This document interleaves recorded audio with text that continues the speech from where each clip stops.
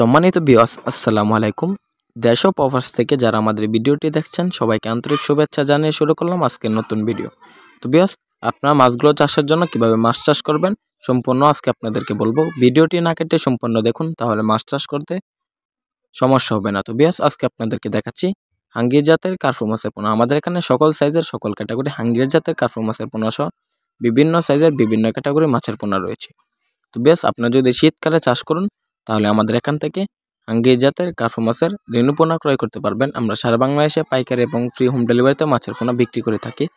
এখন এই শীতকালে চাষের জন্য আপনারা 3000 লাইনের, 500 লাইনের, 1000 লাইনের সকল সাইজের সকল ক্যাটাগরির মাছের পোনা চাষ করতে পারবেন। আমাদের এখানে এখন পাচ্ছেন দেশি শিং, দেশি মাগুর, থাই পাঙ্গাস, মনোসেক্স তেলাপিয়া, ভিয়েতনামি কই, ভিয়েতনামি শোল, তাছাড়াও পাচ্ছেন সকল ধরনের দেশি বিদেশি মাছের পোনা। তো বেশ, হাঙ্গির জাতের কার্পু মাছগুলো চাষের জন্য ভালোভাবে পুকুর প্রস্তুতি করতে হবে। দৈনিক 2 বেলা খাবার দিতে হবে। প্রতি শতকে 300 পিস করে চাষ করতে হবে। এভাবেই আমাদের এই নিয়মে মাছগুলো চাষ করবেন, তাহলে সফলতা অর্জন করতে পারবেন। ভিডিওটি ভালো লাগলে চ্যানেলটি সাবস্ক্রাইব করুন। ধন্যবাদ। আসসালামু আলাইকুম।